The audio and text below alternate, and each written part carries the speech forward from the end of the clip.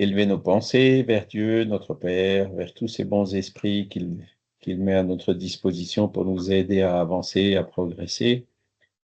Et c'est pour ça que nous sommes réunis tous pour étudier, pour lire et examiner ces enseignements qui nous ont été apportés par d'autres missionnaires, enseignements qui concernent les lois qui gouvernent le monde spirituel et les échanges entre le monde spirituel et le monde matériel, et que nous puissions donc bien les comprendre pour travailler à mettre nos attitudes, nos actes le plus possible en harmonie avec ces lois, et donc évoluer vers le bonheur. Et on espère aussi que les échanges d'aujourd'hui puissent être utiles pour les esprits qui pourraient être avec nous.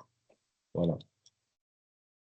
Je vous montre le programme. Nous sommes donc déjà le 17 mai.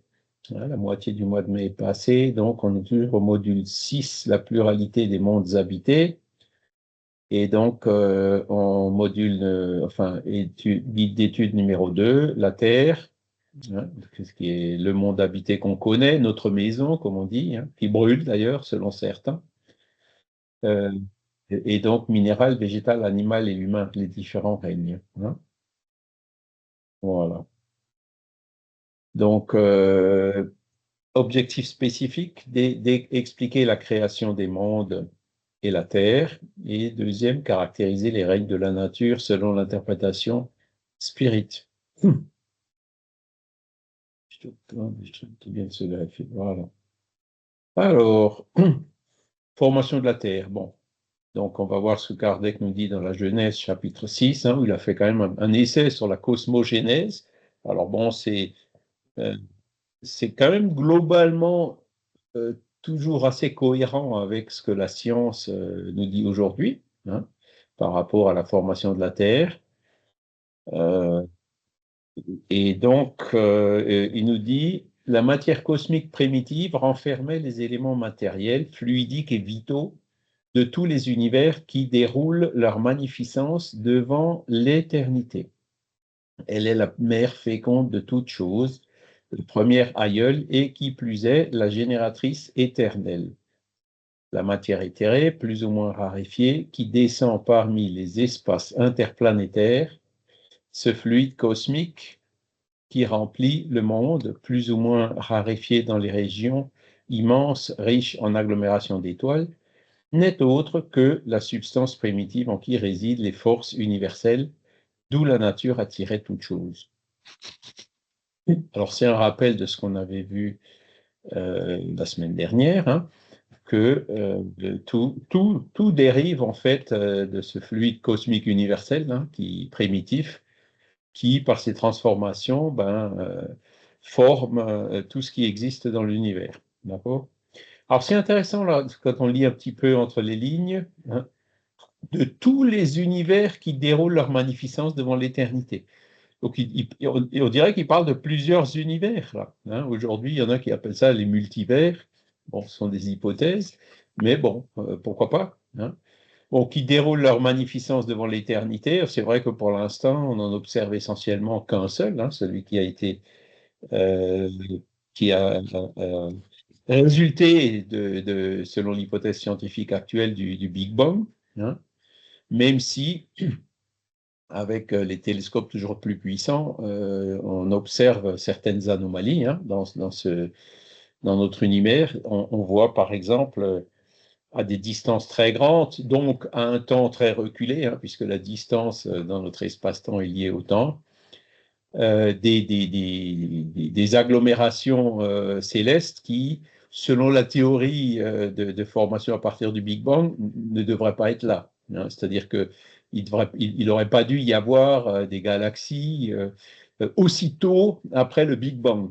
Donc, anomalie. Alors, soit notre théorie, il faut qu'elle soit révisée pour qu'on puisse comprendre pourquoi on observe ces galaxies tellement anciennes, qui existaient déjà il y a des milliards, voire même plus d'une dizaine de milliards d'années, puisque le Big Bang, il est chiffré à peu près à 15 milliards d'années en arrière, et la formation du système solaire, par exemple, n'a eu lieu que, alors je dis vraiment les chiffres à peu près, il y a 5 milliards d'années. D'accord?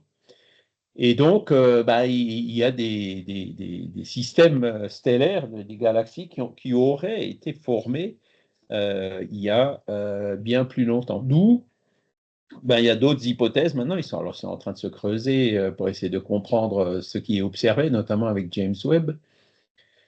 Et donc, il y en a qui émettent déjà l'hypothèse qu'il n'y a pas eu un seul Big Bang à un instant T, mais qu'il y a eu plusieurs Big Bang à plusieurs endroits différents et à plusieurs moments différents. C'est une des hypothèses qui pourrait, un peu comme si vous voulez un feu d'artifice, vous savez, quand vous avez deux pétards, chacun explose, hein, fait la boule, et puis il y a des moments où les boules s'interpénètrent. Donc ça pourrait être une explication du pourquoi il y a ces galaxies qui ont été formées si tôt.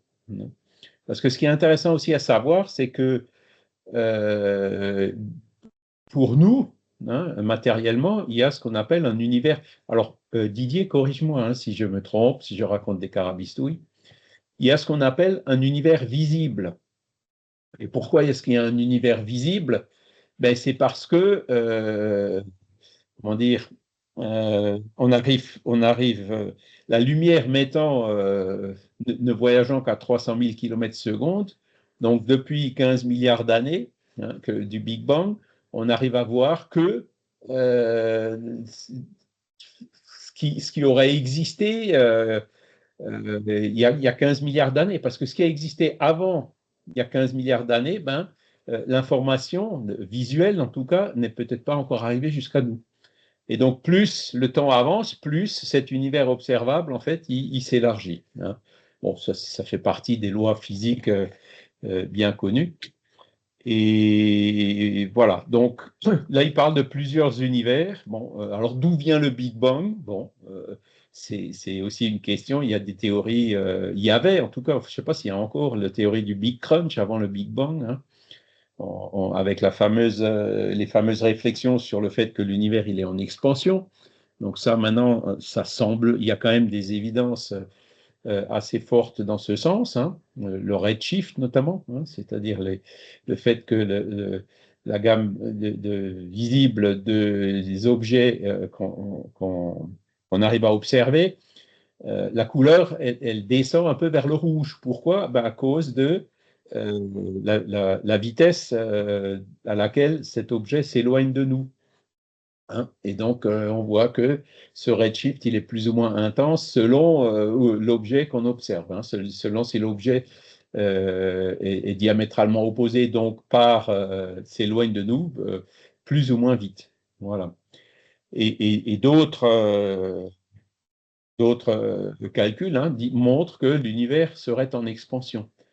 Mais là aussi, il y avait longtemps un débat, hein, il y a d'ailleurs encore, qui dit que au-delà d'une certaine vitesse d'expansion, qu'ils appellent une vitesse critique, l'univers sera en expansion indéfiniment.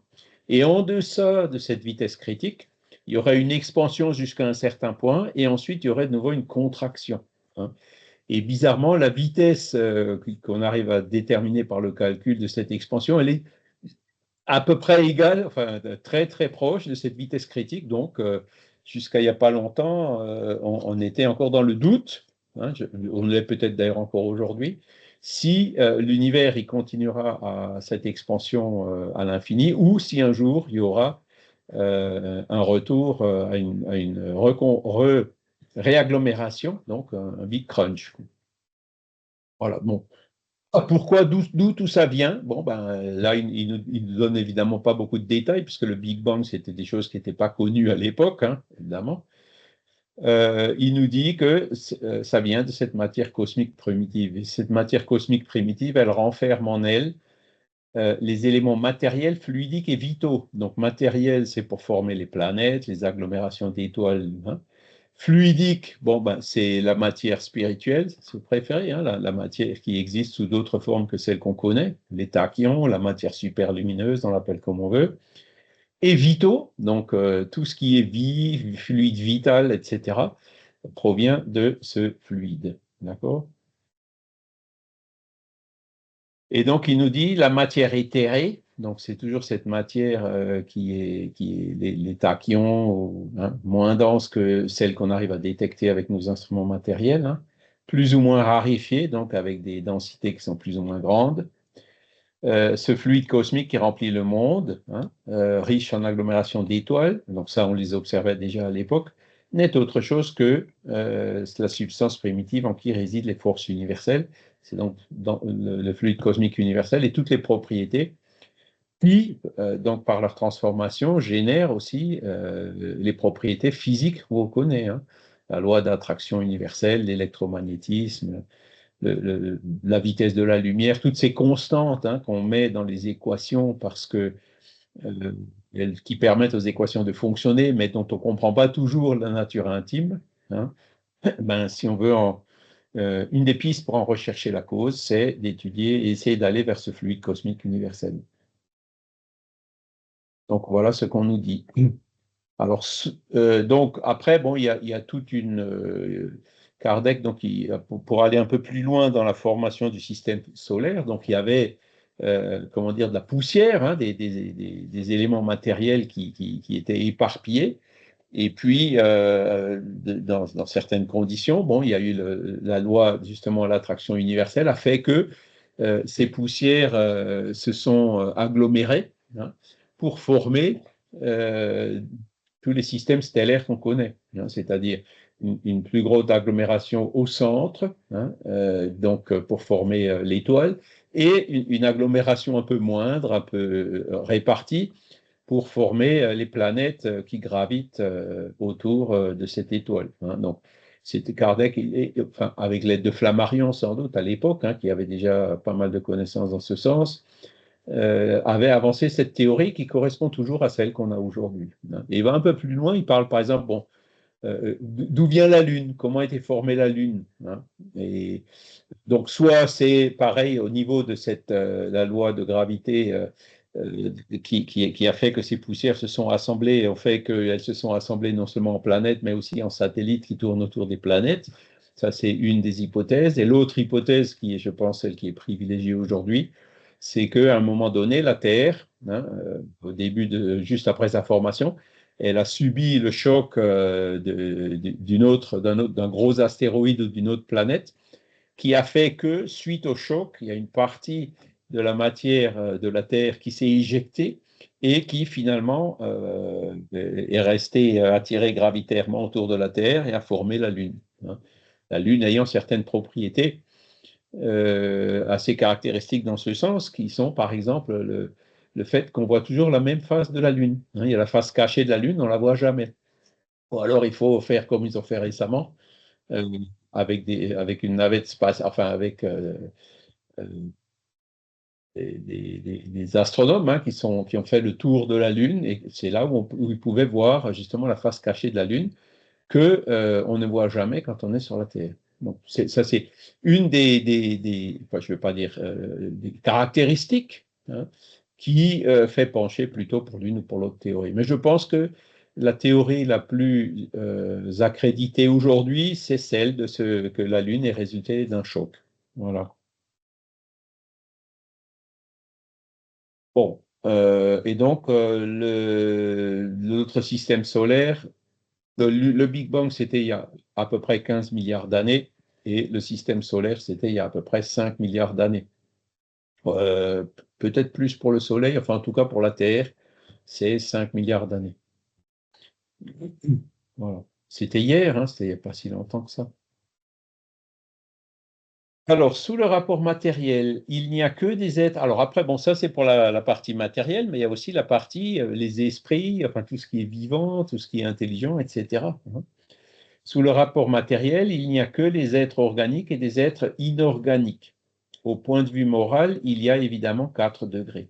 Sous le rapport matériel, alors là, il dit des êtres, on pourrait dire, il y a la chimie aujourd'hui, on parle de matière organique et de matière minérale, et la chimie organique et la chimie minérale, hein, il y a 2 grands domaines de la chimie.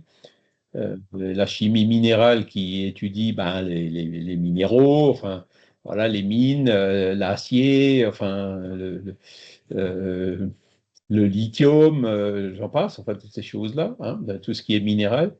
Et la chimie organique, elle, qui étudie plutôt la matière organique, donc celle qui sert notamment aux vivants, qui est formée des mêmes atomes que la matière minérale, hein, carbone, hydrogène, oxygène, mais qui sont arrangés d'une certaine façon, hein, notamment avec la tétravalence du carbone, qui permet justement, qui s'adapte mieux au phénomène de la vie. Et au point de vue moral, il dit il y a évidemment 4 degrés. Alors, ces 4 degrés ont en effet des caractères tranchés, quoique leurs limites semblent se confondre. Il y a premièrement la matière inerte qui constitue le règne minéral, donc c'est celui qu'on a vu au début, n'a en elle qu'une force mécanique. Alors, bon, ça c'est ce que dit Kardec. Bon, mais bon, il y a des gens qui sont amateurs de cristaux, par exemple, qui ne sont pas convaincus de ça en disant que ben, les cristaux ont quand même des propriétés qui vont au-delà d'une force purement mécanique. Effectivement, bon, on peut saturer un minéral ou quelque chose ou un cristal avec des fluides et puis donc lui conférer aussi d'autres propriétés. La même chose pour l'eau. Hein. Est-ce que l'eau, est minérale, enfin, on dit même l'eau minérale, hein, celle qui est chargée avec des minéraux, c'est utilisé dans un autre sens qu'ici. On peut aussi la charger avec différents fluides, lui changer un peu ses propriétés, hein, au-delà de la simple propriété, des simples propriétés connues de l'eau. Même si ça, ce sujet est encore un peu polémique, hein, notamment avec, comment il s'appelle déjà ce chercheur qui parlait de la mémoire de l'eau, Montagnier, je crois, hein, c'est celui qui avait découvert le virus du sida, si je me rappelle bien. Donc, qui a fait des recherches assez controversées sur le sujet. Mais bon, pareil, tout ce qui est nouveau, il y a toujours des controverses, toujours des gens qui s'y opposent. Il faut avoir la patience ça prend du temps de bousculer les idées reçues. japonais. Oui? C'est un chercheur japonais, je ne sais plus Emoto aussi, ouais. ouais. Non, c'est Emoto, Benveniste. pardon? C'est Benveniste, la mémoire de Ah, l'eau. C'est Benveniste, ouais, Benveniste. pardon. Ah, c'est. Benveniste, ouais. D'accord. Et Emoto, il a fait il a étudié la cristallisation de l'eau, hein, en fonction de différents environnements, notamment musicaux ou autres. Et donc, c'est le fameux livre de Emoto, mais qui est aussi assez critiqué parce que les gens, ils ont du mal à le reproduire, hein. Et pour cause, hein, tout ce qui est, tous ces phénomènes psy, je peux presque considérer ça comme un phénomène psy, sont assez difficiles à reproduire parce que dans les conditions nécessaires à leur production, il y a des facteurs qui sont assez souvent insoupçonnés, comme la volonté de l'opérateur, hein, de celui qui fait l'expérience. Emoto, il y croyait, donc ça marchait. Un autre expérimentateur qui n'y croit pas, ça peut ne pas marcher, tout simplement par l'influence de la croyance ou non de l'expérimentateur. Ce sont des choses qui, à ma grande satisfaction, sont maintenant de plus en plus reconnues par les études parapsychologiques, hein. C'est en lisant là, le grand manuel de la parapsychologie qui a été publié récemment par l'Institut métapsychique international, on se rend compte que ces facteurs-là sont maintenant de plus en plus pris en compte. Et nous, en tant que spirit, on comprend, puisque si la pensée influe sur le phénomène, ben forcément, la pensée de l'expérimentateur va influer sur le phénomène qui cherche à reproduire. Bon, donc ça, c'est le règne minéral, hein, il n'y a qu'une force mécanique. Bon, un caillou, il est là, il ne bougera pas tant qu'il n'y a pas une force mécanique qui le fasse bouger, hein. Après, il y a les plantes, composées de matière inerte, donc sont composées des mêmes éléments que la matière inerte, mais qui sont douées de vitalité, c'est-à-dire les plantes vivent, poussent, grandissent, fleurissent, et au bout d'un certain temps meurent, hein, ont besoin de lumière, enfin, après il y a des plantes, voilà, différentes sortes, ont besoin aussi d'eau, hein, et donc on aperçoit déjà le phénomène du vivant dans les plantes. Après, il y a les animaux, hein, qui sont aussi composés des mêmes atomes que la matière inerte, doués de vitalité et qui ont de plus une sorte d'intelligence instinctive limitée avec la conscience de leur existence et de leur individualité, hein. Donc, les animaux, on voit que ben, par rapport aux plantes, c'est un degré en plus. Même s'il y a des plantes comme le tournesol qui suit le soleil, comme le dit la chanson Nana Mouskouri, hein, me semble-t-il. Bon, qu'est-ce qui fait que le tournesol suit le soleil? Est-ce qu'on peut déjà parler d'instinct ou est-ce que c'est purement quelque chose au niveau des réactions organiques qui se produisent dans la plante? Voilà. Bon. Et après, vous avez, par exemple, les éponges, hein. Est-ce que c'est une plante? Est-ce que c'est un animal? On est vraiment entre les deux, hein. C'est ce que disait Kardec au début, hein, quoique leurs limites semblent se confondre. Enfin bon, entre, disons, un arbre et un mammifère, il y a quand même une différence, le mammifère ayant donc cette sorte d'intelligence instinctive, hein, donc il suit son instinct, limité, hein, avec la conscience de leur existence et de leur individualité. Et le quatrième, donc, c'est l'homme, ayant tout ce qu'il y a dans les plantes et dans les animaux, domine toutes les autres classes par une intelligence spéciale indéfinie qui lui donne la conscience de son avenir, la perception des choses extramatérielles et la connaissance de Dieu. Donc, voilà ce que le commentaire qu'a fait Alan Kardec, hein, sur cette classification. Donc, chez l'être humain, donc, il y a l'intelligence qui, petit à petit, remplace cet instinct qui est caractéristique des animaux, mais que l'être humain a toujours encore. On a tous encore des réactions instinctives. La peur, c'en est un exemple, hein. Voilà. Donc, c'était relativement court au niveau des notions de base, hein. Euh, voilà. Est-ce que vous avez déjà des questions à ce stade?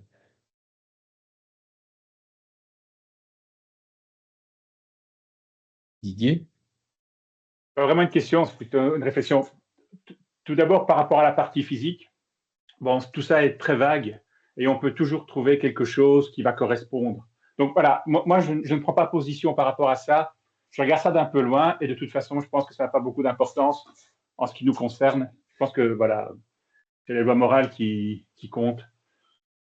Par rapport aux quatre règnes, une question qu'Alain Kardec ne répond pas de manière très binaire, c'est est-ce qu'on peut passer d'un règne à l'autre? Et là, donc, on revient à la fameuse question, est-ce qu'un esprit ou un proto-esprit, pour reprendre le terme employé par le livre que Vincent nous avait suggéré, peut devenir un esprit humain?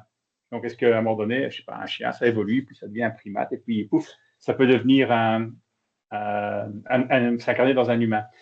Je suis retourné voir dans le livre des esprits, et voilà, il n'est pas binaire, quoi. Et Non, c'est clair.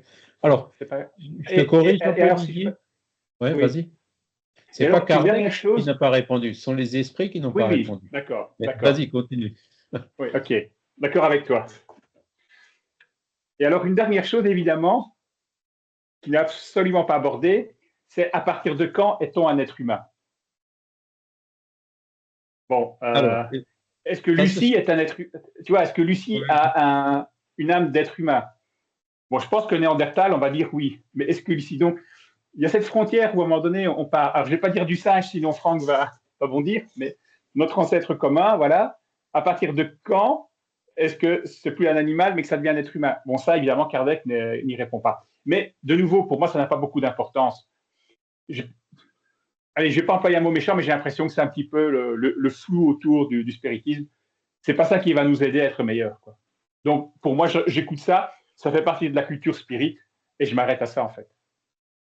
Tout à fait, hein, je pense que tu as tout à fait raison. C'est une des grandes questions qui n'a pas été résolue par la philosophie spirit, notamment par les esprits, hein, puisque ça, Kardec fait des commentaires, mais les réponses les idées de base viennent des esprits, et c'est vrai qu'ils n'ont pas décrit ce qui se passe. Donc, il y a plein de gens, même chez les spirites, qui ont différentes opinions, hein. Il y en a qui disent, par exemple, ah, mon chat, il est vraiment incroyablement intelligent et tout, c'est sûr, dans sa prochaine incarnation, il sera humain. Donc ça, c'est un point de vue, mais qui, à mon avis, est un peu simpliste, hein. Je ne pense pas que ce soit aussi simple que ça. C'est un biais. Celui qui a un peu mieux creusé le sujet, c'est Gabriel Delanne, dans un livre qui s'appelle L'évolution animique, hein.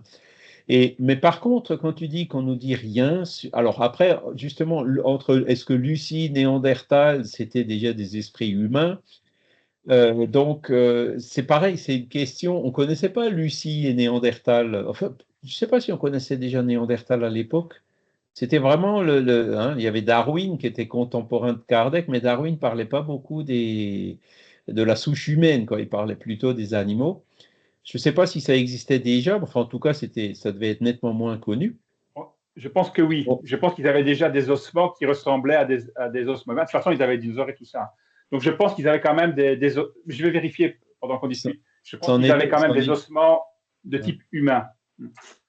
Ça en était au tout début, en tout cas, quoi. Ouais. C'était pas encore vraiment connu. Et Kardec, en fait, il parle de géologie et de fossiles et de choses comme ça, hein. Donc, alors, quoique pour le Néandertal, c'est pas encore des fossiles, c'est plutôt effectivement, comme tu dis, des ossements. Et donc, il nous dit là, hein, ces 4 degrés, leurs limites semblent se confondre. Donc, je pense qu'on peut appliquer la même chose entre Lucie et Néandertal et Cro-Magnon et nous, quoi. Alors, par contre, ce que les esprits disent de façon très claire, non, ils disent pas comment, ils disent que l'animal évolue, l'esprit des animaux évolue, l'esprit de l'humain évolue, mais ils disent pas comment l'esprit d'animal se transforme en esprit humain. Hein. De l'animal, il creuse un peu plus le sujet, hein, même si lui non plus, il conclut pas complètement. Mais ce qui est dit très clairement dans le livre des esprits, c'est que les esprits humains ont été créés simples et ignorants, c'est-à-dire sans science. C'est les fameux esprits primitifs. Donc ça veut dire qu'ils n'ont pas dit que l'esprit humain dérive de l'esprit animal. Ils disent il a été créé simple et ignorant. D'accord? Donc c'est là où il y a toute la nuance. Alors qu'est-ce que ça veut dire exactement? C'est justement ce qu'il faut qu'on creuse aujourd'hui. Et donc, ce qui me semble clair, c'est que les esprits qui animaient Lucie, est-ce que ça faisait déjà partie de cette catégorie qui a été créée simple et ignorante, ou est-ce que c'était des formes d'esprit très abouties qui étaient encore du règne animal? Et comme tu dis, bon, c'était peut-être l'un, c'était peut-être l'autre, mais ça n'a pas beaucoup d'importance. Et ce qui est par contre plus intéressant, c'est, je pense que je vous en ai déjà parlé un petit peu, c'est les études anthropologiques aujourd'hui, hein, qui montrent, bon, Néandertal, c'était en gros il y a 200 000 ou peut-être un peu plus, 200 000 ans. Et Cro-Magnon existait déjà. Il y avait Cro-Magnon et Néandertal qui vivaient aux mêmes périodes, hein. Mais c'est Néandertal qui avait une constitution plus forte et qui dominait. D'accord? Et donc, selon un livre récent là, de Yuval Harari, je pense que je vous en ai déjà parlé, qui parle pour une brève histoire de l'humanité ou quelque chose comme ça, je ne me souviens plus exactement du titre de son livre, il dit que il y a 70 000 ans, s'est produit quelque chose de spécial. Il y a eu ce qu'il appelle une révolution cognitive. Et il dit qu'il y a 70 000 ans, en 1000 ans, hein, il y a cette révolution cognitive qui s'est produite essentiellement chez Cro-Magnon, au point que Cro-Magnon s'est mis à dominer au point de faire disparaître Néandertal. Et donc il dit, on n'arrive pas à expliquer cette révolution cognitive qui a consisté dans la confection d'outils, dans certaines pratiques qu'on peut qualifier de religieuses, où ils s'unissaient, où ils se réunissaient autour de cultes ou de choses comme ça, et le fait qu'ils soient unis, même en étant moins forts, a fait qu'ils ont fini par dominer au point de faire disparaître Néandertal, même si dans nos gènes aujourd'hui, on a quand même un pourcentage de Néandertal, puisqu'il y a eu des croisements, etc.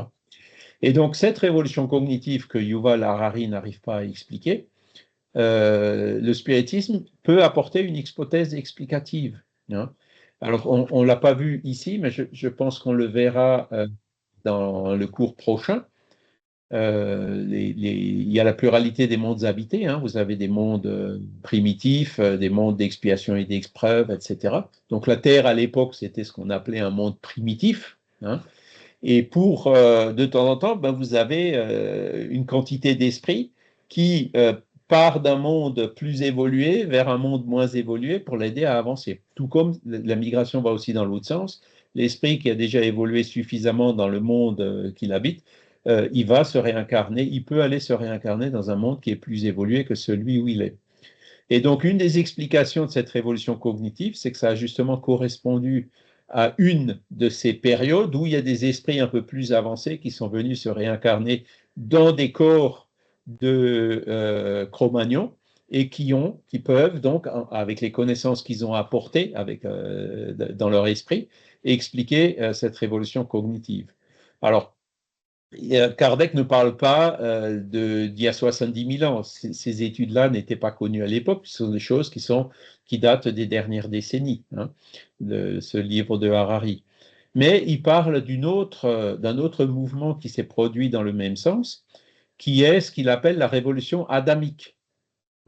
Et donc, c'est là où on remonte à la Bible avec Adam et Ève, etc.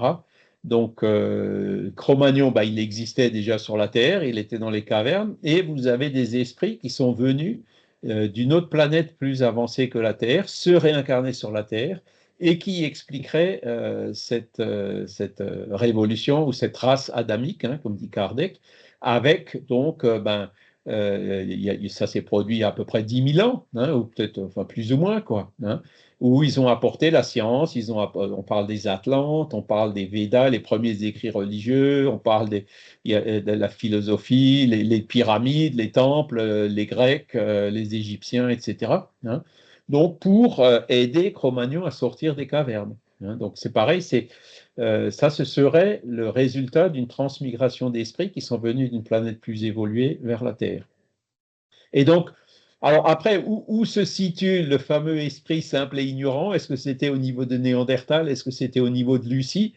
On ne sait pas. Hein. Et comme tu dis, Franck, c'est peut-être pas si important que ça. Hein. Mais, et donc, cette transition entre l'esprit animal et l'esprit, et cet esprit créé, simple et ignorant humain, c'est vrai, le spiritisme, les esprits n'y ont pas répondu. Est-ce qu'on pourrait aujourd'hui reposer ces genres de questions aux esprits? Est-ce qu'ils y répondraient? On ne sait pas. Faudrait essayer, quoi. Et il y a des projets d'ailleurs en ce moment qui vont dans ce sens, d'essayer de reposer des questions aux esprits sur ces points qui n'ont pas été clarifiés il y a 170 ans. Voilà. Et donc, voilà. Oui, Franck? Voilà, voilà ce qu'on peut en dire. Alors, je conseille le livre l'évolution animique de Gabriel Delanne. Il rentre un peu plus dans le détail parce que lui, il montre comment, depuis l'apparition des vies sur la Terre, alors lui, oui, il rentre dans le détail de toutes ces études qui existaient déjà à l'époque. La vie qui a commencé dans l'eau, après en sortant de l'eau. Après, il y a eu toutes les fonctions au niveau des sens, des perceptions et ce sont des choses qui se sont développées dans les père-esprits au fur et à mesure de l'évolution des différentes formes de vie sur notre planète. Pour petit à petit, on arrivait jusqu'à l'esprit des mammifères et in fine pour arriver jusqu'à l'esprit humain. Donc, cette construction, elle s'est faite au long de ces milliards d'années. Et Delanne le décrit de façon assez détaillée. Même si Delanne, le problème des livres de Delanne, je vous préviens tout de suite, c'est qu'il fait référence aux études scientifiques de son époque, c'est-à-dire des années 1880, qui aujourd'hui sont évidemment déjà caduques, hein, la science ayant évolué. Mais je pense que Delanne, sur beaucoup de points, il a vu juste. Voilà. Alors, Franck. Oui, alors dans les supports, le premier texte, on voit qu'il est, comment dire, le support, c'est la Genèse. En fait, quand j'ai lu le livre de la Genèse, on voit bien l'intention d'Alan Kardec, au final, de faire une sorte de relecture un peu rationalisée de la Genèse. D'ailleurs, il en cite énormément d'extraits. En fait, le problème, c'est que quand on lit le texte de la Genèse, on peut lui faire dire tout et n'importe quoi. En fait, ce qui est important, c'est de bien comprendre que le texte de la Genèse, c'est un texte, entre guillemets, théologique. Donc, il ne s'agit pas de science, hein, il ne s'agit pas de savoir si ça colle avec la science, on s'en fiche. Il ne s'agit pas de savoir si ça ne colle pas avec la science, on s'en fiche aussi. Parce qu'en fait, ce n'est pas le but. Hein. La Genèse, ce n'est pas le livre du comment, mais c'est le livre du pourquoi. Et d'ailleurs, c'est toujours assez intéressant d'entendre actuellement les gens se dire oui, mais c'est du n'importe quoi, vous voyez, la lumière est créée avant le soleil et tout. Alors, je, je voudrais dire une chose. Je vais vous montrer, alors, je sais pas si ça va marcher. Je vais vous montrer ce livre qui est en fait, alors, hop, hop, hop, je sais pas si ça va se faire. Bref, peu importe. Enlever le Bref. blocage. Oui, donc c'est le livre de Béréchit, hein, le premier livre de la Genèse, donc qui fait partie de la Torah, qui est commenté par Rachi. Alors Rachi, pour vous situer, c'est un Français hein, qui habitait à Troyes. Donc c'est un grand commentateur de la Bible hébraïque et de la Torah en particulier, qui vivait à cheval entre le 10e et 11e siècle. Si vous allez à Troyes, vous aurez toujours le plaisir de visiter la maison de Rachi où il enseignait. Concernant le récit de la création, euh, notez bien, on est en l'an 1000 et des soupières, hein, donc on est en plein Moyen Âge. Comme quoi, finalement, au Moyen Âge, les gens n'étaient pas si idiots que ça. Donc Rachi va écrire une chose très importante. Il va commenter le récit de la Genèse et il va dire, bien sûr, c'est ça, toujours sa grande phrase d'introduction, ce récit demande à être expliqué. Et il va finir par une phrase qui est assez laconique, mais qui est très éclairante. Rachid dira, donc, après avoir exposé toute cette chronologie biblique, entre guillemets, de la création du monde, donc tu es bien obligé d'expliquer, comme nous l'avons dit, que les versets ne viennent aucunement enseigner l'ordre de préséance de la création. D'accord? Le verset ne nous apprend absolument pas dans quel ordre les différents éléments furent créés, mais c'est en fait une introduction à la création de la lumière par laquelle commence réellement le récit de la création. Alors, pour citer les sources, le texte est en hébreu, d'accord? Donc voilà. Donc on a un développement théologique, donc à partir du texte de la Genèse, ça n'a rien de scientifique. Alors on pourra dépenser des trésors d'intelligence pour essayer de trouver des concordances, c'est pas le sujet au final. Et pour rebondir sur ce que disait Didier, là encore, en ce qui concerne l'histoire de Lucie, tout ça, bah, en fait, on a très très peu d'indications. Par contre, il y a une chose intéressante. Vous savez que beaucoup de gens disent, oui, la Bible, on connaît par cœur, c'est le livre le plus acheté, peut-être, mais en fait, il est quasiment jamais lu. Mais si vous lisez le premier récit de la création, parce qu'il y en a deux en fait, et en fait ce ne sont pas deux récits de la création, eh bien ça se termine par la création de l'homme. Hein. Donc il y a une création de l'humanité. Alors quand je dis humanité, c'est l'homme. Ouais, Néandertal, Erectus, comme vous voulez. Et il y a une petite chose qui est intéressante. C'est marqué, donc je me suis référé au texte hébreu, et bien souvent il y a une boulette de traduction qui est monumentale dans toutes les Bibles classiques, c'est qu'en fait c'est marqué il les créa hommes et femmes. Ah ben non, pas du tout. C'est il les créa mâles et femelles. Alors, quand on parle de mâle et femelle, on a tendance à se référer effectivement au monde animal, d'accord? Là où c'est intéressant, c'est que c'est dans le deuxième récit où cet homme mâle et femelle va devenir homme et femme. Pour quelle raison? Tout simplement parce que Dieu insuffle un souffle de vie. Et donc, voilà, alors par extension, ce qu'on appelle le roi à Kodesh, hein, qui est en fait une âme vivante qui est insufflée dans l'être humain.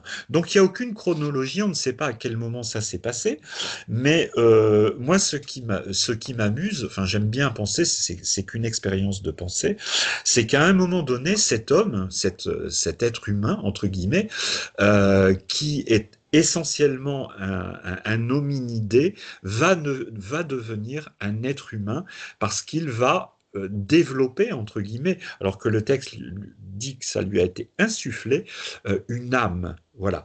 Donc, à la fois, ça répond et ça ne répond pas trop à la question, parce que là encore, on n'est pas dans la science, on est dans la théologie, mais ça explique la solitude d'Adam et Ève au sein d'une humanité qui reste encore essentiellement animale. Alors, qu'est-ce qui s'est passé? On ne sait pas, parce que là encore, le texte ne nous explique pas le comment, mais il nous explique le pourquoi. Alors, j'aime bien. Voilà. Ouais, merci, parce que je pense que c'est très intéressant. Et bon, alors, ça fait partie des éléments de connaissance qui sont arrivés jusqu'à nous, quoi, hein, de ces textes, même si tu dis c'est une connaissance religieuse ou pas scientifique. Et bon, c'est vrai que Kardec a fait des parallèles quand même, parce qu'ils disent, voilà, cette histoire de homme ou femme, mâle ou femelle, ben, l'esprit n'a pas de genre. Il peut se réincarner en homme ou en femme, hein, ou en mâle ou en femelle, si c'est un esprit animal. Et donc, c'est une fois qu'il est réincarné qu'effectivement, tu vois, bon, on peut faire des parallèles. On voit que toutes ces idées, le fait que Adam et Ève se soient trouvés un peu seuls dans une humanité qui était encore de l'homme des cavernes à cette époque-là, on peut aussi le comprendre, quoi, par cette idée de transmigration des esprits. Il n'y a pas comment dire, de grosses incohérences, hein.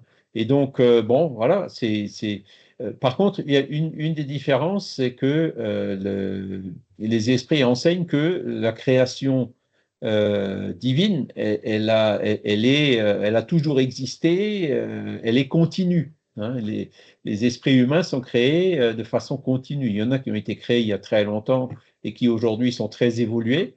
D'autres ont été créés plus récemment ou d'autres viennent d'être créés, hein. Ceux qui ont été créés entre-temps, ben, c'est nous qui évoluons. Et puis ceux qui ont été créés récemment, ben, ce sont des esprits primitifs, ceux qui sont encore dans des mondes qui ressemblent à ce qu'était notre Terre il y a quelques dizaines de milliers d'années. Et que tout ça, bon, ben, il y a cet échelonnement qui se fait, la progression de ces âmes, hein, au fur et à mesure de la pluralité des vies, et qui fait que ben, petit à petit, ben, les planètes elles-mêmes évoluent, hein. La Terre n'est plus... voilà, il y a déjà des esprits humains qui y habitent. Ils sont plus dans des cavernes, même s'il y a encore sur Terre des esprits assez primitifs, hein.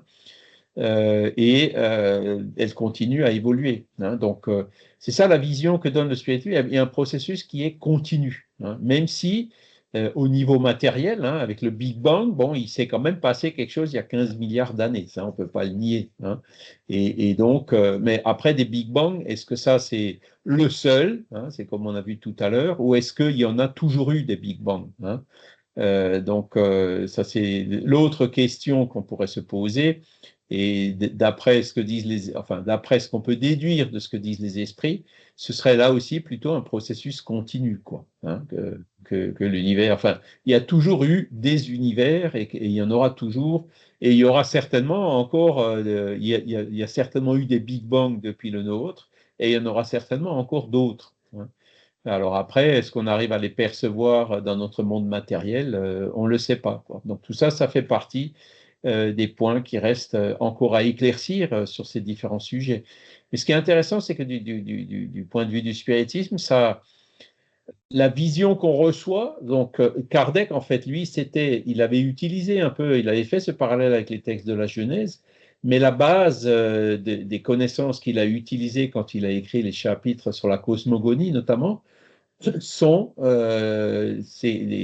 les a tirés de la science de l'époque, hein, de ces communications signées Galilée et puis des connaissances qu'avait Camille Flammarion à l'époque.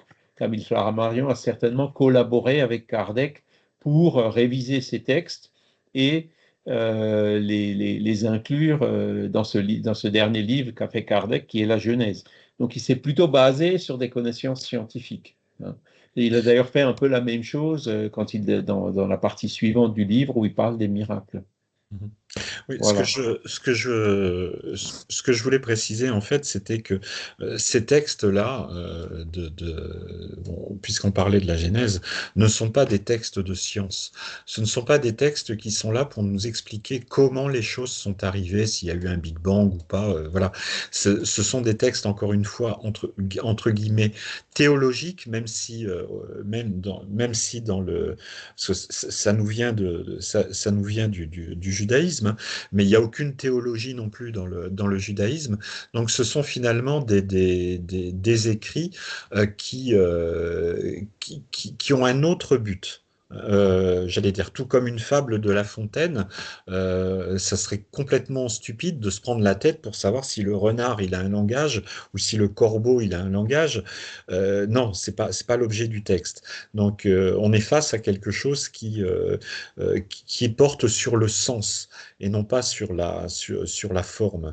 Mais voilà, ce que je voulais préciser, c'est que dès le début, hein, d'ailleurs, parce que Rachid n'est pas le premier, mais là, on est quand même sur une date extrêmement tardive. On est je vous dis, en l'an 1000. Rachid a Ouais, il y en a. vécu de 1040 à 1100 et des poussières. Je veux dire, il affirme massivement que c'est totalement illusoire d'essayer de comprendre, de faire des concordances entre la science et ces textes. Et en 2026, ben, c'est ce qui se passe encore, quoi. Moi, j'ai entendu il n'y a pas très longtemps des personnes sur un live de gens athées. euh, voilà, moi, ça me gêne pas, mais qui ridiculisent, entre guillemets, le texte biblique. On dit, oui, mais vous croyez dans un texte qui vous explique que la lumière est apparue avant le soleil. Enfin, donc on est encore totalement englué dans cette incompréhension totale, quoi, du sens du texte. Hein, On peut même cet argument de dire que la lumière a été créée avant le Soleil, mais certainement que la lumière a été créée avant le Soleil. Le Soleil ouais. a été créé qu'il y a 5 milliards d'années, alors que la lumière existait déjà. Il y avait déjà des photons qui circulaient dans l'univers. Tu vois, parce que même si on prend cette objection-là, elle ne tient pas. Mhm. Hein. Non, non, mais oui, Donc c'est vrai, on tout à peut. fait. Et sans faire de concordance, c'est vrai que quand le texte dit Dieu dit que la lumière fut, que la lumière soit, et la lumière fut, c'est pas la lumière comme tu dis photonique. Voilà, c'est comme les eaux. Hein, c'est intéressant. Il y a une création, puis il y a les eaux qui apparaissent, mais à aucun moment il n'est question de la création des eaux. Hein, des eaux E-A-U-X. Hein, voilà.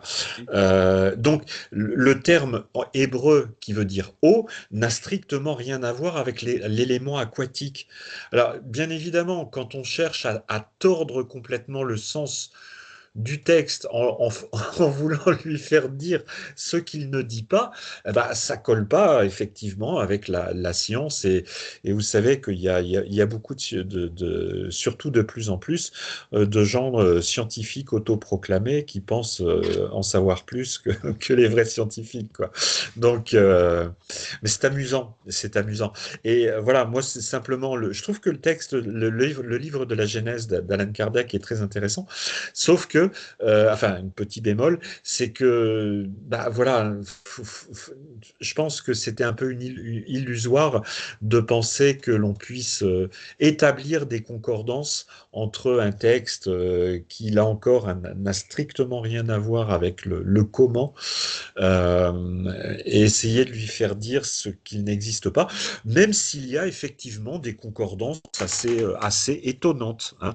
Ce que je vous disais, l'histoire de cette humanité mâle et femelle, et ensuite on passe à homme et femme, bah, oui, pourquoi pas, ça ne nie pas la théorie de l'évolution, et puis on peut se dire qu'à un moment donné, il a bien fallu finalement que l'être humain, Homo sapiens sapiens, se détache et parte pour sa propre aventure. Qu'il fasse partie des hominidés, et puis là, le texte n'en parle pas, et puis c'est parce que c'est pas le sujet d'ailleurs, mais voilà, c'est intéressant, c'est intéressant. Donc, Kardec, c'était toujours le premier à dire que les textes, il faut pas toujours les prendre à la lettre, ou même plutôt rarement les prendre à la lettre, mais chercher le sens on cherchait le sens profond, quoi, hein, Ouais. tenir compte justement du langage de l'époque, etc. Tout comme il le dit d'ailleurs lui-même, hein, quand dans la Genèse il y a marqué le monde a été créé en 6 jours, le mot hébreu qui dit jour, c'est le même mot qui dit période, hein. Oui, Donc c'est Yom. un autre exemple qui donne, il dit, voilà, ben non, c'est pas 6 jours, on peut pas prendre Tout à ça à fait. la lettre comme ça, Mhm. quoi, hein. Alors, Et après, bon, ben, les périodes, on a bien les périodes primaires, enfin, on parle plutôt des ères, hein, primaire, secondaire, tertiaire, Mhm. quaternaire, et anthropocène d'ailleurs aujourd'hui, hein, qui sont bien établis justement par la géologie ou d'autres sciences qui les utilisent. Ouais. Et donc, voilà. Donc, ça fait partie quand même d'une connaissance, hein. Eh La oui, oui, oui, connaissance religieuse, c'est une des formes de la connaissance. On ne peut pas la balayer du revers de la main. tout à fait, tout Kardec à l'a fait. jamais fait. Il est toujours allé chercher dans cette connaissance religieuse les choses qui justement pouvaient être cohérentes et puis confirmer un petit peu cette vue d'ensemble qui a été apportée par les esprits. Ouais. Et ne serait-ce Et que pour vérifier ce que les esprits disent, il fallait bien qu'ils se servent de références existantes. ouais. Et Charles, quand vous parlez de jour, effectivement, hein, le jour, c'est Yom. Et d'ailleurs, le premier, ça, on a toujours tendance à entendre euh, il fut soir, il fut matin, premier jour. Non, c'est pas ça. C'est Yom Erad. C'est jour un. Donc, mais Erad, ça veut dire unique, hein. Donc, ça se réfère finalement à Dieu. Voilà. Donc, ensuite, voilà, ça a beau être Yom et Rad, mais on est après dans le tohu-bohu, c'est-à-dire on est dans une sorte de chaos magmatique à partir de lequel les choses vont s'organiser step by step, comme on dit. Et donc il y aura jour 2, jour 3, et là on va introduire véritablement une chronologie. Mais c'est pas le jour 2 par rapport au jour 1. Voilà. Donc, mais c'est super passionnant finalement parce que de voir comment le texte a été écrit et qu'au final, derrière une apparente explication, ben en fait, c'est pas tellement une explication, c'est une vision globale finalement de ce que fut la création. Si on accorde du crédit que le monde fut créé, bien évidemment, hein. Oui, ben ça fait justement, là je suis dans le support, hein, il nous dit que voilà, la raison nous dit hein, que l'univers n'a pu se faire de lui-même et que ne pouvant être l'œuvre du hasard, il doit être l'œuvre de Dieu. Donc ça, c'est une autre grande, enfin ça fait partie des preuves d'existence de la divinité, hein. Il n'y a pas d'effet sans cause comme on l'a vu dans les cours précédents. Et après, il nous confirme aussi, hein, Dieu étant par sa nature de toute éternité, a créé de toute éternité. Donc ça veut dire que ces esprits humains créés simples et ignorants, ben, il y a 200 ou 300 milliards d'années, il y en avait déjà qui étaient créés, hein. Enfin voilà, de toute éternité, ça veut dire moins l'infini, quoi, et il y en aura toujours, hein. Donc il faut le voir plutôt comme un processus continu, hein, de création et donc ben, qui évolue comme ça à partir du moment de la création en se regroupant à certains moments pour des esprits qui sont à un niveau d'évolution compatible dans une même société, sur une même planète, quoi, mais qui continuent à évoluer, hein. Donc, je trouve que ce processus continu qui découle donc de ces raisonnements fait sens, hein, beaucoup plus sens que des processus par saut, hein, du genre, ben, mon chat, dans la vie suivante, il va se réincarner en humain, hein. Parce que se réincarner en humain, bon, les esprits humains qui ont été créés simples et ignorants, on peut aujourd'hui s'en faire une image justement par l'anthropologie, par les études de la préhistoire, hein. Là, même si c'était pas Lucie ou Néandertal, bon, bah, Cro-Magnon, on connaît les mœurs de Cro-Magnon et tout, on est quand même loin de ce qu'on est aujourd'hui. Les Cro-Magnons étaient quand même assez fortement encore gouvernés par les instincts, la loi du plus fort, etc., hein. Et donc, un Cro-Magnon qui se réincarnerait sur la Terre aujourd'hui, ben, il serait forcément un peu décalé par rapport au niveau d'évolution moyen atteint par les esprits qui sont sur la Terre. Même si des fois on voit des terriens qui montrent pas beaucoup de signes de progrès encore, quoi. Voilà. Alors, il y a une information complémentaire qui a été apportée par la suite par Chico Xavier, hein. L'Emmanuel lui a dicté le livre Vers la lumière, qui apporte un certain nombre d'éléments complémentaires. Bon, enfin, il met des noms sur les choses en disant que la race adamique, c'est des esprits qui sont venus de Capella, euh, etc., quoi. Donc, il fait une chronologie assez intéressante, justement, de l'évolution de l'humanité sur la Terre, en expliquant justement aussi les différentes phases religieuses. Mais il ne parle pas, par exemple, et ça c'est dommage, hein, si Emmanuel avait parlé que ces phénomènes qu'il y a eu de transmigration au niveau de la race adamique auraient déjà eu lieu il y a 70 000 ans, ça aurait été quand même assez intéressant de voir une affirmation comme ça confirmée par Yuval Harari des décennies plus tard. Mais bon, voilà. C'est quand même un livre intéressant qui donne des éléments complémentaires. Vincent. Alors, juste pour faire un petit commentaire, on élucubre beaucoup par rapport à ces textes. Est-ce qu'on peut. Il y a des choses qui sont factuelles, quoi. Par exemple, on sait qu'il y a eu des dinosaures. Au moment des dinosaures, est-ce qu'il y avait des êtres humains? L'anthropologie dit que non. Les dinosaures, c'était il y a quelques centaines de millions d'années. Et bon, ben, justement, nos ancêtres, hein, Lucie, je ne sais pas, peut-être Didier pourra nous le dire, mais ça se chiffre pas en centaines de millions, mais en centaines de milliers, tu vois. Donc, C'est quelques millions, l'apparition. Lucie. C'est 3 Pardon? millions, je crois. C'est quelques millions, Lucie. Quelques millions, ouais, voilà. Donc, Oui. il y De a un 3 millions comme facteur ça de 100. mémoire. Tu vois, les dinosaures, c'était il y a une centaine de millions d'années, et là, c'est quelques millions d'années. Donc, l'humain, d'après les anthropologues, est apparu quand même beaucoup plus tard sur la Terre, bien après les dinosaures. Ça, Donc, c'est ce bon, que nous dit voilà, la science, hein. Voilà. il peut y avoir, par exemple, sur les exoplanètes, il peut y avoir d'autres formes de vie, genre Oui, dinosaures ou genre autre chose. c'est Et c'est ça. pas forcément. Ça, on peut s'imaginer ça. Maintenant, ce que je trouve intéressant, c'est la façon dont ça a modelé nos rapports sociaux, dont ça a modelé le monde qui nous entoure. Tout le monde veut être Dieu. Ça a des conséquences, le fait de dire, voilà, Dieu est à l'origine de tout, et vous serez un jour Dieu, quoi. C'est ça l'idée. Et c'est comme tout le monde, quand on est enfant, on veut être le père, puis à un moment donné, on le rejette, puis on devient le père.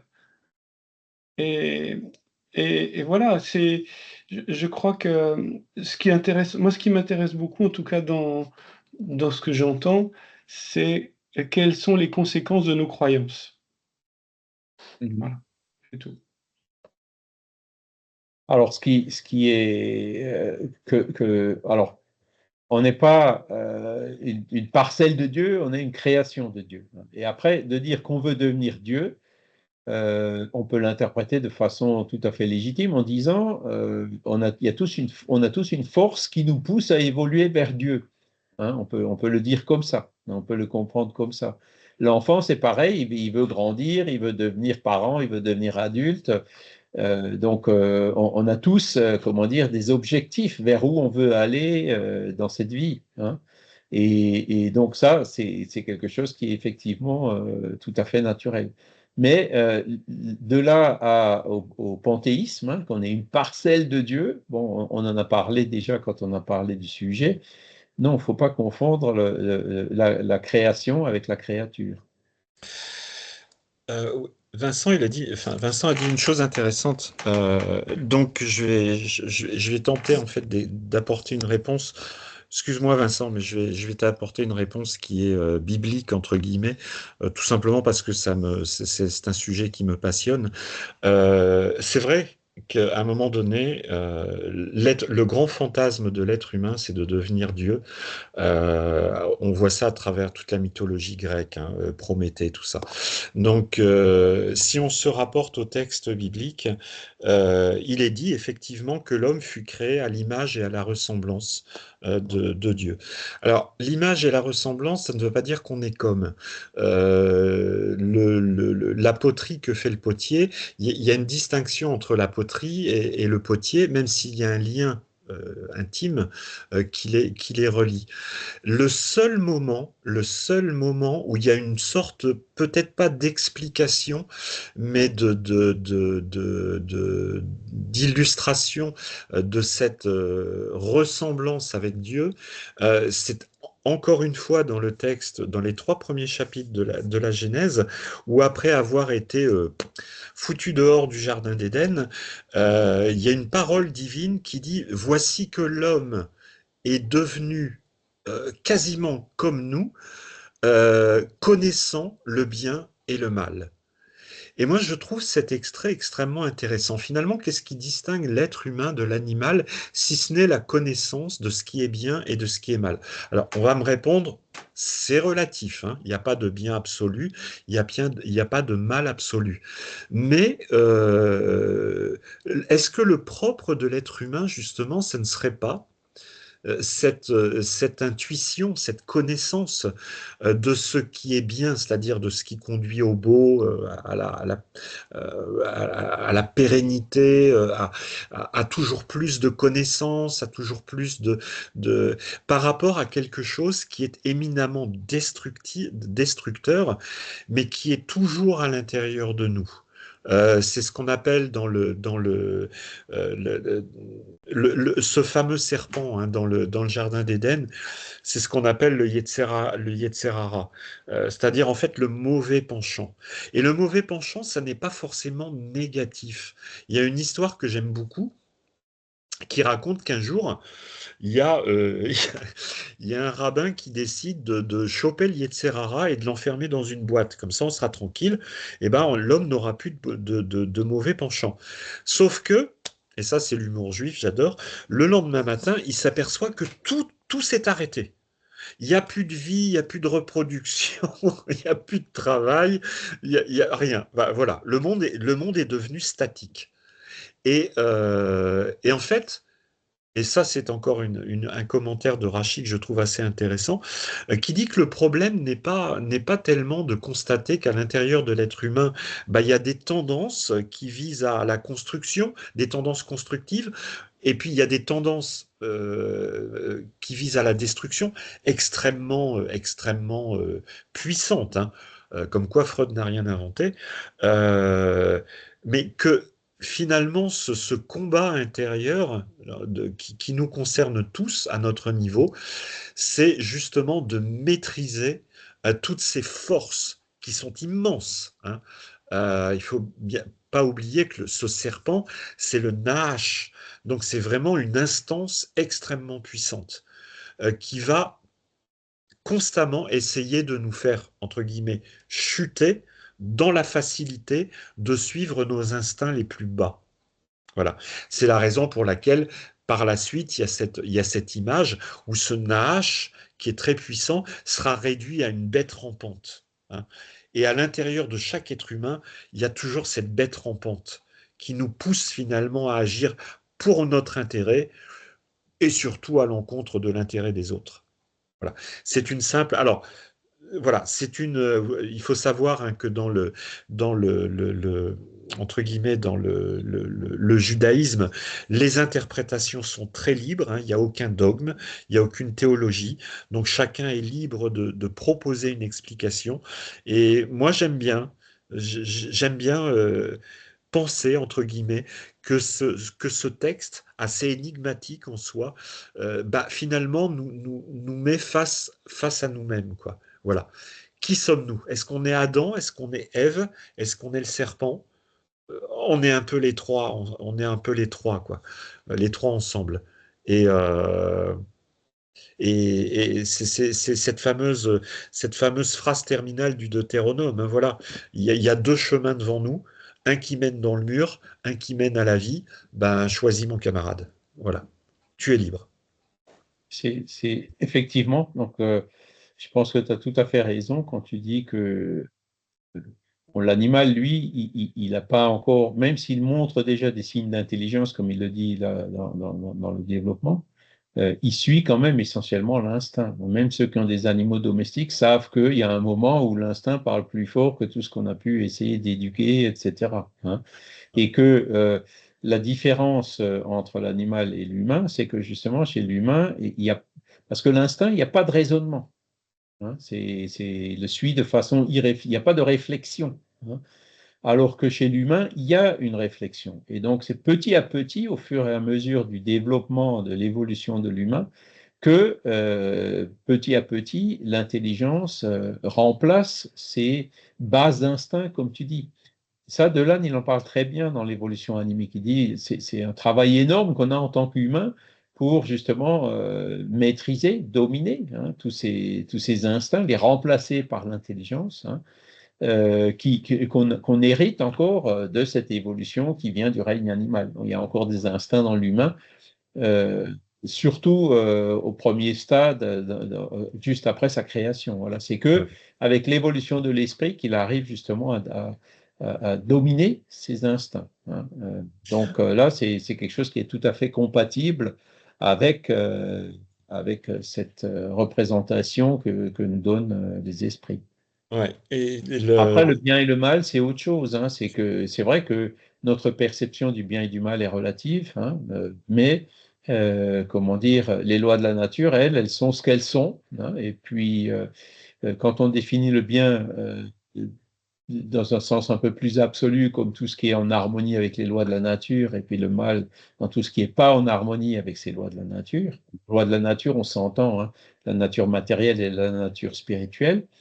Euh, Ça leur donne un caractère qui est fixe, hein, qui est, tout comme les lois de la nature sont immuables. Mais notre perception, effectivement, dépend de notre degré de compréhension, de notre degré d'évolution. Ce qui était considéré bien à un certain temps ne l'est plus parfois quelques décennies à peine plus tard. Hein.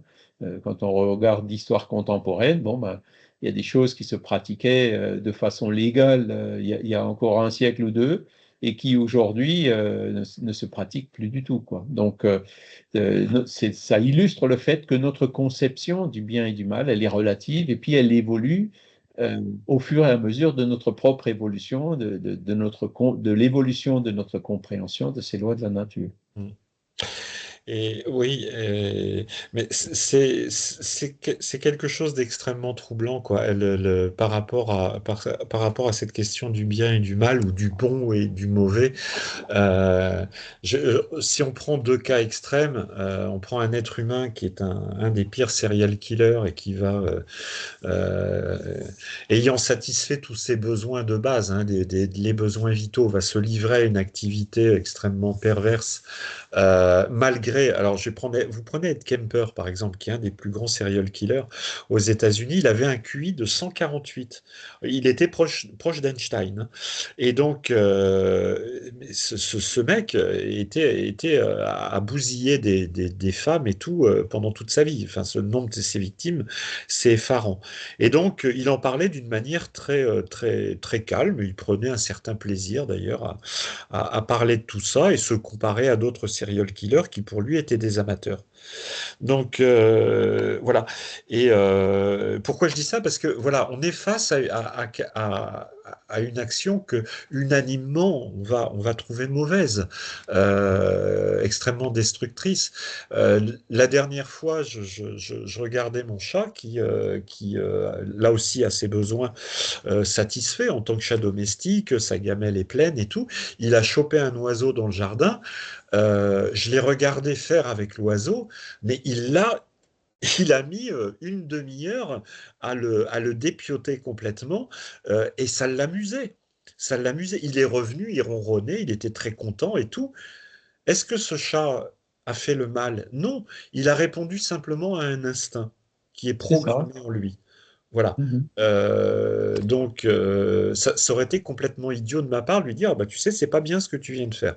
Donc, bon, bah, pas de bol pour l'oiseau. Hein. Ça me fait toujours penser au sketch de Dieudonné avec Poutine. Et donc, mais voilà, il est entre guillemets programmé comme ça. Est-ce qu'un serial killer est programmé pour faire ce qu'il a fait? Ça, je ne sais pas. Mais là C'est là où encore, justement il y a une différence. on est Hein. face à un gouffre, à un mystère. Enfin, moi, j'appelle ça vraiment un mystère avec un M majuscule au sens noble du terme. On est sur un gouffre d'incompréhension, quoi. Qu'est-ce qui Mais cause finalement? ouais, Franck, l'explication. Pour Ouais, vas-y. reprendre ton sujet, dans certains procès de serial killers ou de gens qui ont fait des...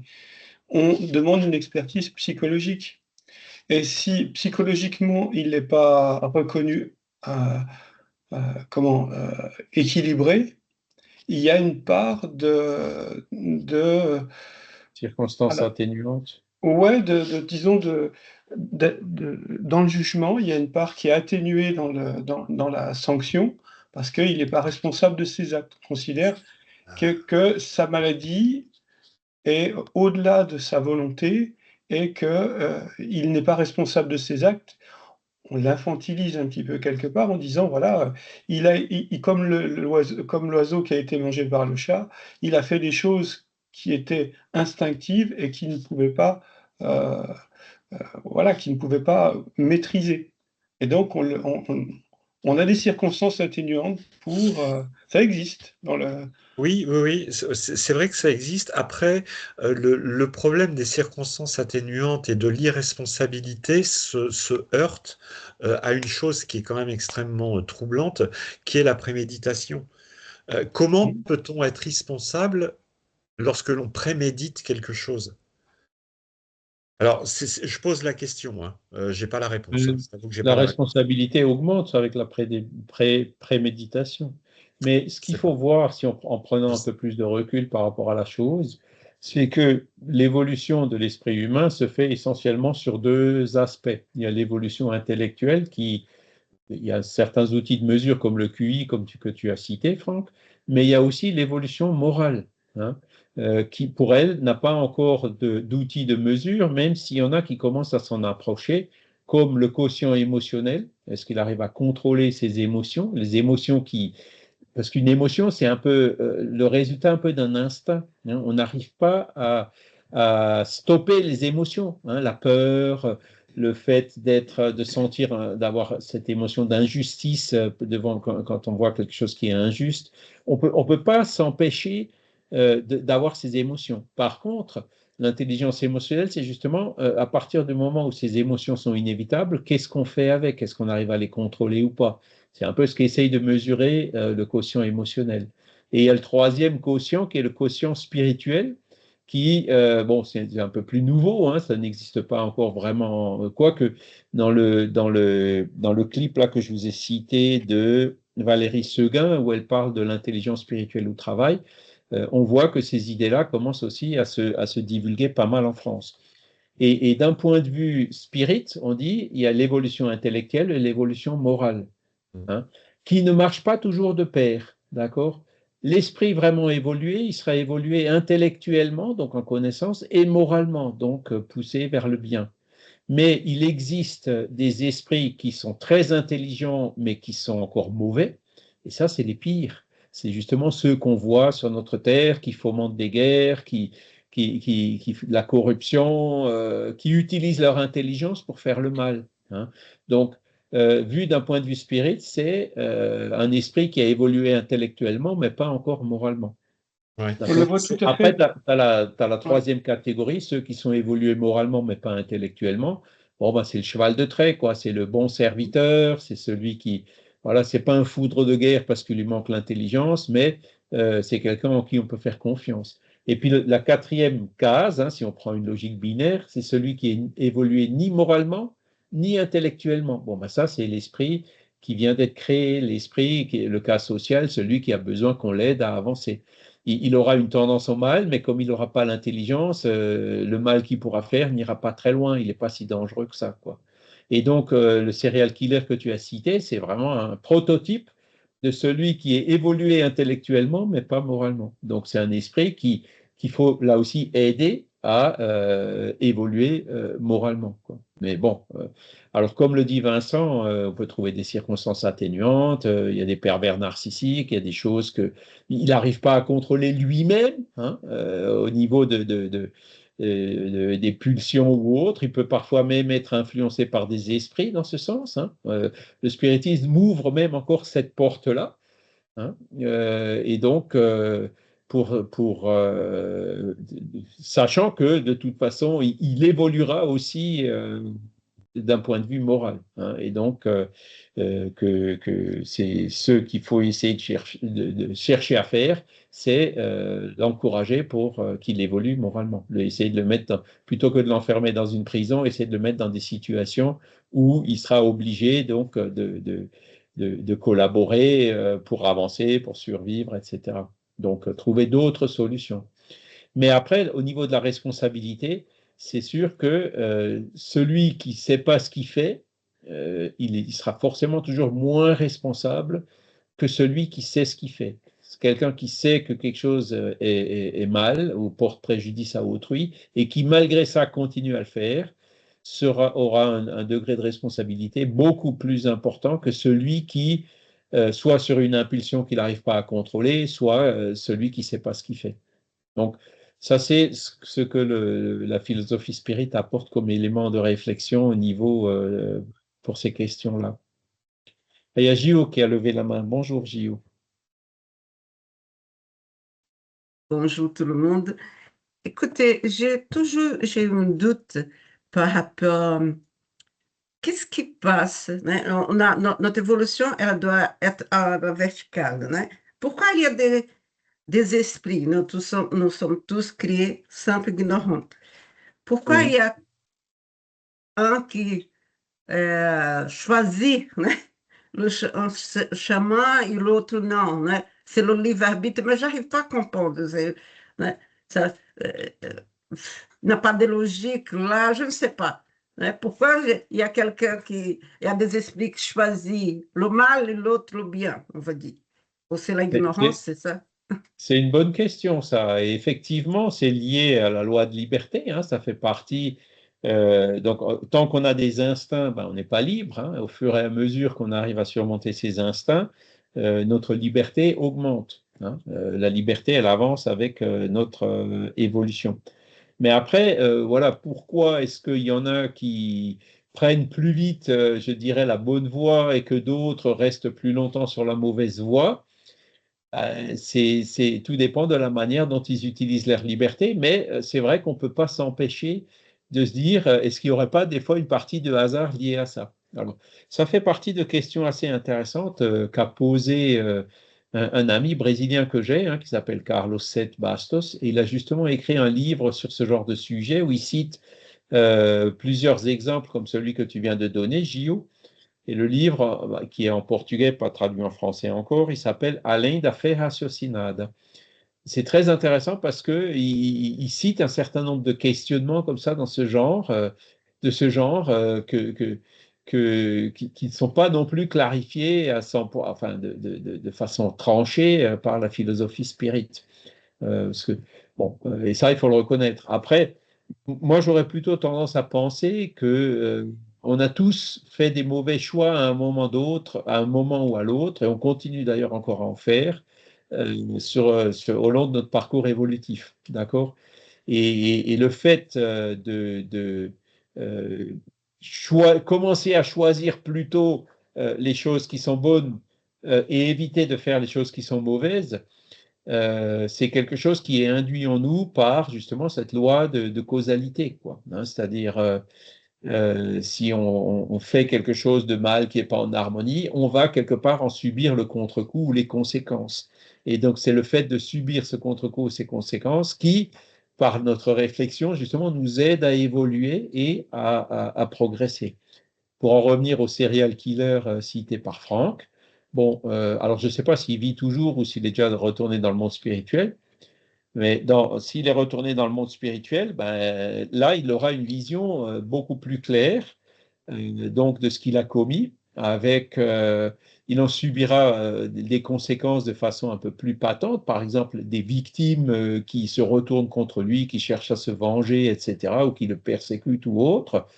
Et là, c'est dans ce genre de situation, hein, même si ça, parfois, on ne le voit pas dans la vie, hein, proprement dite, du serial killer, de son vivant, hein, ce sont des choses qui finiront par arriver même après sa mort, quand il sera dans le monde des esprits. Et c'est ça qui, petit à petit, va le pousser justement à ce qu'il développe aussi enfin, qui travaille aussi à son évolution morale, hein, et pas que intellectuelle. Et comme il est intelligent, il aura d'autant plus de facilité de s'en rendre compte et de le comprendre. Hein. C'est ce qu'on voit d'ailleurs souvent quand on fait des réunions d'assistance aux esprits souffrants. On voit les esprits qui, une fois dans le monde spirituel, reconnaissent les erreurs qu'ils ont faites, ils les voient beaucoup mieux que quand ils étaient encore vivants. Ed Voilà. Kemper, Donc, il est toujours vivant, Charles, il a 77 ans. Mais ce qu'il y a de troublant, en fait, c'est que bon, il est incarcéré depuis des dizaines et des dizaines et des dizaines d'années. Hein. Mais l'activité qu'il avait au centre pénitentiaire, ça a été de créer finalement un petit laboratoire de lecture pour les gens, les non-voyants. ah bah tu vois. Et Donc, c'est là où je veux dire, c'est hallucinant, quoi. C'est mais- quelqu'un qui, sur ses crimes, ne développait aucune culpabilité, aucun remords et prenait même un certain plaisir à à raconter un petit peu comment il tuait. Euh, et parallèlement à cela, il développe une activité très philanthropique une fois qu'il est incarcéré. ouais. Ah, c'est là où Mais moi, je dis, ça c'est pas perd hallucinant. complètement. Moi, je dis, c'est encourageant. Tu vois? C'est qu'il commence à se rendre compte, il commence à aller vers dans une meilleure voie, petit à petit. Ça, voilà, faut pas se faire d'illusions, hein, ça se fera pas comme ça d'un claquement de doigts. Ah oui, non, Mais c'est il un était très début. clair, hein. Il était très clair face au juge et à ses avocats. C'était de dire, si vous me relâchez, je recommence aussi sec. Hein. Ben, c'est ça, ouais. Mhm. C'est ça. Il n'est pas Ça, encore prêt, donc il faut effectivement l'isoler pour lui éviter de faire d'autres victimes. Hein. Et Donc, le protéger, autant pour les victimes d'abord et et ensuite aussi pour lui. le protéger, Et oui. donc, c'est pour ça qu'il faut l'incarcérer quand même. Mais le fait de pouvoir le laisser faire une activité philanthropique, ben, c'est très bien. Et le fait qu'il le fasse, c'est encourageant. Ça montre qu'il commence à aller vers la bonne voie. C'est fou, ça. Vincent, Alors, pour rajouter un peu de provocation à tout ça, quand même, c'est quand même mon rôle. Hein. vas-y, Je, vas-y, on a l'habitude. On est vacciné déjà, donc il n'y a pas de risque. je pense que si on est sur Terre, c'est justement parce que on a des imperfections. Si on n'avait plus d'imperfections, on n'aurait pas besoin d'être ici. C'est-à-dire C'est qu'ici, vrai. on crée un espace et un temps pour exprimer nos imperfections. Une fois Oui. qu'on a créé cet espace et ce temps pour exprimer nos imperfections, on n'est plus obligé de venir se réincarner, on est dans un non-temps au-delà, dans l'au-delà où il n'y a pas de temps et pas d'espace, Mhm. lorsqu'on est dans la perfection de soi. Il va falloir un moment. Oui, Enfin, mais sauf que, alors, effectivement, on a des imperfections, on se réincarne justement pour travailler à les atténuer, à les corriger ou à les remplacer progressivement par des perfections. Hein, c'est ça le travail d'évolution. Et alors, pourquoi on le fait plus quand on est incarné que quand on est désincarné? Parce que euh, l'incarnation nous met dans la vie matérielle dans des situations qui nous obligent à bouger, quoi, hein. Dans le monde spirituel, à nos solars, là, ils sont tous les doigts de pied en éventail autour du lac à écouter de la musique. C'est pas dans des situations comme ça qu'on évolue le plus. C'est dans l'adversité, dans les difficultés, c'est quand il y a des problèmes, hein, qu'on évolue bien davantage, bien plus vite, hein, que quand on est dans des situations où tout le monde il est beau, tout le monde il est gentil, genre ce qui nous est décrit de nos solars. Voilà. Mais je vais effectivement, plus le loin, but, Charles. c'est, si on est sur Terre, c'est parce qu'on est en des imperfections et on est ici justement pour y travailler. On n'arrivera pas à tout résoudre en une seule vie, ça c'est clair, hein, c'est pour ça qu'on en a plusieurs. Mais le but d'être ici, c'est de se connaître soi-même, hein, enlever les masques, enlever les choses qu'on se cache à nous-mêmes. Donc, par exemple, l'orgueil, hein, c'est ce qu'on a le plus de mal à avouer en soi-même. Et à partir de là, se dire, bon, ben ouais, effectivement, j'ai compris, je vais essayer de travailler pour atténuer ça et pour développer un peu plus l'humilité, etc., selon les défauts, selon les défauts ou les imperfections qu'on a encore à travailler. C'est le but de notre incarnation. On est là pour ça, Vincent. Ouais, ouais, on est bien d'accord. Et que ce qui nous rend humains, moi, ce que je trouve toujours touchant chez un être humain qui est incarné, hein, c'est justement ses imperfections. C'est Ce ça, qui est hein. touchant, c'est les imperfections et des uns et des autres. C'est l'empathie qu'on peut avoir pour nous-mêmes déjà, pour nos propres imperfections et Et que, aussi les autres, ouais. ces imperfections ou ces transgressions, moi je les appellerais plutôt pas des transgressions des lois spirituelles, nous permettent de créer un espace. Autrement, il n'y a pas d'espace. Il y a un espace et un temps parce qu'on transgresse les lois spirituelles. Oui, et aussi parce qu'on est dans un monde matériel, quoi, hein. Alors, tu Oui, disais après que dans le monde spirituel, l'espace et le temps n'existent plus. Enfin, ils n'existent plus de la même façon que chez nous. On est dans d'autres dimensions, hein. C'est ça, où donc le temps est beaucoup plus relatif que ce qui peut être chez nous. On voit la montre qui tourne. D'ailleurs, il est déjà 9h26 et qui ne mais s'arrête pas, quoi, hein. on peut déjà le vivre, pardon Charles, on peut le vivre déjà, par exemple, la personne emprisonnée a un temps très long, c'est-à-dire qu'elle ne choisit pas son temps subjectif. Ouais, Le fait d'être enfermé lui augmente la présence au temps. c'est vrai. Quelqu'un Alors qui que- est heureux et qui vit dans quelque chose dans l'abondance et dans quelque chose de très agréable, va avoir un temps qui passe très vite. Ces subjectivités par rapport au temps, c'est aussi des subjectivités, je pense, qui ont trait à l'espace à l'espace qui est après la vie. C'est un espace dans lequel le temps n'a pas, n'a pas le même sens que pour nous. c'est ça. Et le temps, la perception du temps change aussi en fonction de l'âge, hein. Quand Hmm. on est jeune, on a l'impression que le temps passe lentement, et plus on vieillit, plus on a l'impression que le temps passe vite. Voilà. Mais ça fait partie de ces choses intéressantes, effectivement, hein. Et puis donc là, on voit ben, les différents règnes minéral, végétal, animal, humain. Bon, ben, il y aura aussi du post-humain, hein, c'est-à-dire l'évolution continue, quoi. Mais c'est vrai que sur Terre, bon, le post-humain, il a plus besoin de se réincarner dans des corps matériels, quoi, là. Mais sur Terre, bon, ben, on a des esprits parfois très évolués qui viennent se réincarner. Ben, genre, tous ces grands missionnaires qui ont toujours existé de tout temps, hein, et qui ont vraiment marqué notre humanité par leurs enseignements et par leur exemple. Mais donc, ce sont des ils sont venus justement pour nous aider à avancer, quoi. Mais on les comprend pas, Charles. On est Hein? tellement on a du mal Ah, à les comprendre parce que on est tellement nos grilles de lecture du monde sont des grilles dans lesquelles il y a des incompréhensions qui sont parce qu'on ne sait pas ce que c'est qu'une loi spirituelle et donc nos incompréhensions font qu'on ne peut pas comprendre ces esprits supérieurs qui pensent autrement. ouais, parce que Jésus, il est venu il y a 2000 ans. Qui c'est qui comprend son enseignement moral aujourd'hui? Qui c'est qui le met en pratique? Il y en a pas beaucoup qui l'ont pas compris. Tu parlais tout à l'heure des imperfections qu'on a, bah oui, c'est vrai.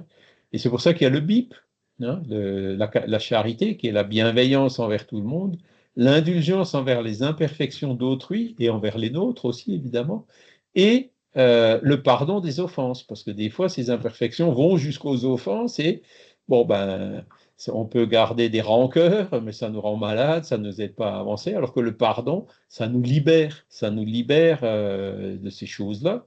Et si le pardon peut être réciproque, ben, c'est encore plus fort, quoi. Mais même s'il est que d'un côté, mais pas de l'autre, ben, celui qui pardonne, il se libère quand même d'un poids. Et c'est ça la charité, hein. C'est typique, Charles, c'est typique d'un être humain parce que parce qu'il se pense séparé du monde. C'est-à-dire Ouais. que Ah non, il on est en n'intègre pas ces société. lois, c'est-à-dire qu'il se les applique pas à lui-même. Tant qu'il ne se les Non, applique pas à lui-même, il peut pas les proposer aux autres. Il peut c'est pas vrai. les appliquer en relation aux autres. Et c'est comme, ouais, on a du chemin à faire, voilà. Et On a dit, moi, mais moi, allons-y, allons, j'apprécie hein. beaucoup les imperfections des uns et des autres. Et Donnons-nous surtout la les main miennes, hein. Moi, je m'aime et bien. aidons-nous à avancer. Même Ouais. dans ce monde encore si fortement imprégné de ces choses matérialistes qui nous éloignent justement de ce qui est le plus important pour nous dans cette vie, qui est l'évolution de notre âme. Vincent, Voilà. est-ce que tu connais l'île des Sentinelles? Alors, j'invite tout le monde à vous intéresser à ce cas assez unique d'un tout petit peuple qui vit sur une île qui s'appelle l'île des Sentinelles, donc qui est du côté, pas très loin de la côte indienne, je crois, et qui est une île interdite, entre guillemets, sur laquelle vit une population qui refuse totalement tout contact avec le reste du monde. Alors quand je dis refuse, c'est pas un refus de politesse, hein. C'est-à-dire que les quelques personnes qui ont tenté de créer un contact, alors il y a une femme qui a réussi en 1996, je crois, mais sinon tous les autres se sont fait trucider à coups de flèche. Et en fait, C'est réel en plus. Ouais.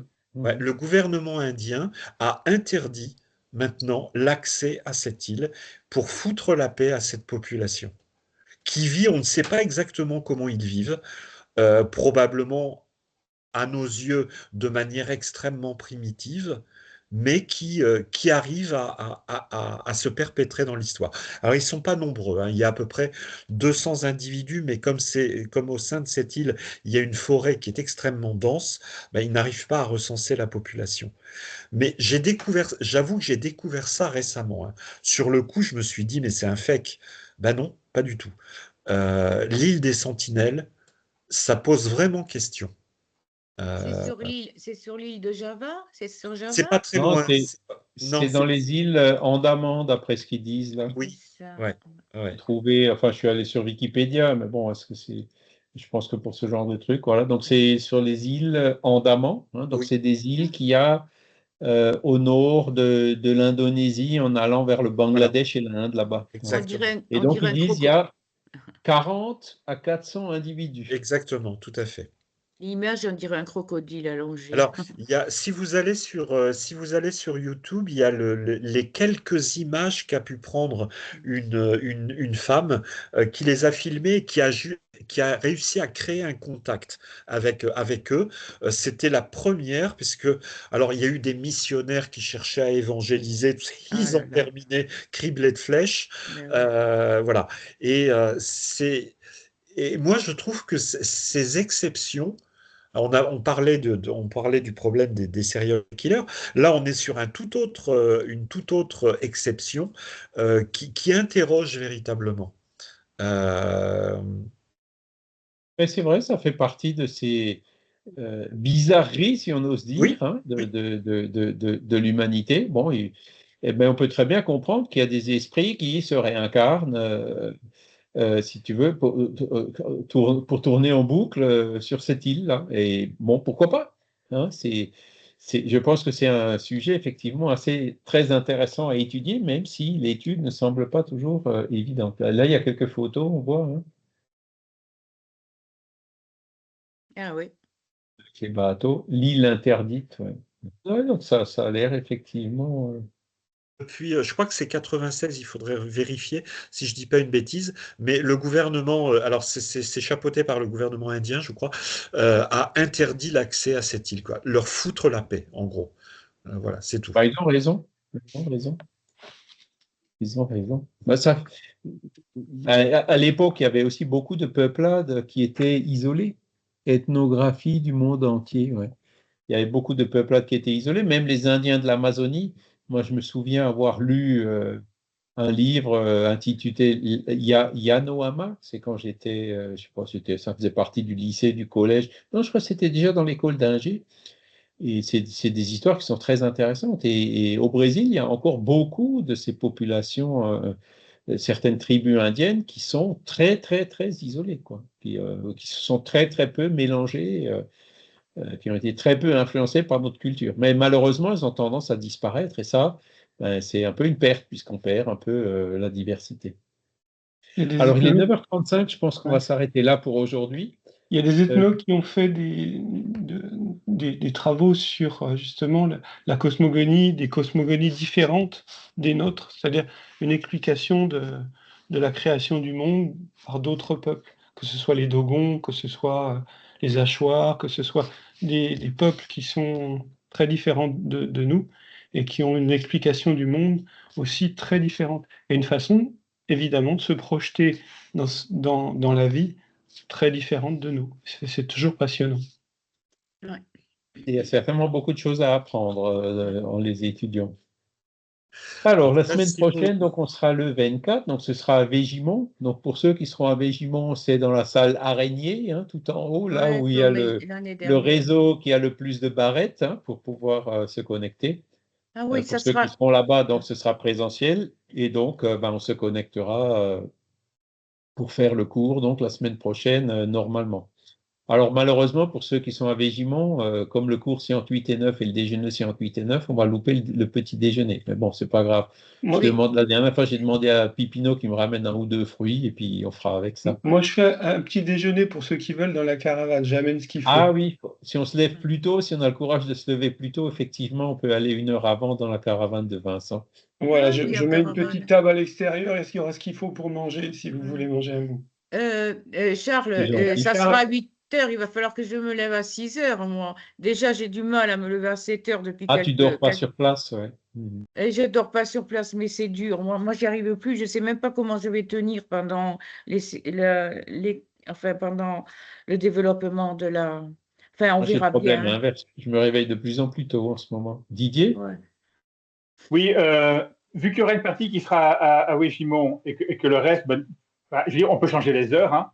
Ça ne doit pas être forcément entre 8 et 9 heures tout le temps. Non, si ça vous on va arrange de garder... changer. Non, on va garder entre 8 et 9. Hein. Ce n'est pas un petit déjeuner qui va me faire changer l'heure. Oui, Ça, parce que... pas... Comme dit, Didier, on va chez Vincent, donc on prendra un petit déjeuner chez Vincent. Ça va. Oui. Didier, c'est parce qu'après, il y a le développement de la matinée, il y a les présentations, il y a tout, quoi. Ouais, ça commence à 9h15, quoi. Donc, on a juste le temps de finir à l'heure et de descendre, quoi. Et rien que pour aller boire une tasse de café dans la caravane de Vincent, je suis capable de me lever à 5 heures du matin. Je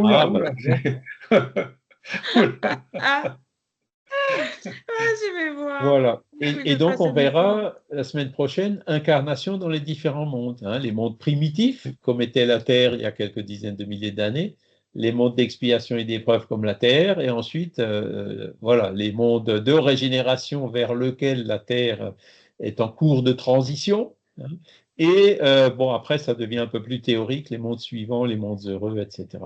D'accord? Après-midi, voilà. on a après-midi, on a le... Aujourd'hui, oui. Ouais, aujourd'hui, on a Léon Denis. Ouais, c'est ça, oui. Voilà.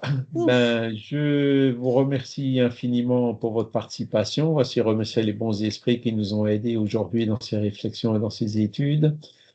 Et que cela puisse justement nous aider à l'essentiel pour nous qui est de travailler à devenir chaque jour un peu meilleur que la veille. Voilà. Alors, je vous remercie tous. Je vous souhaite une excellente journée. Hein, et je vous dis à bientôt, même présentiellement à Végimont. En plus, apparemment, il fera beau. Donc, voilà. Oui, la semaine prochaine, il fait très, très beau. En ce moment, non, mais... On pourra faire un pique-nique, alors, ce sera dehors.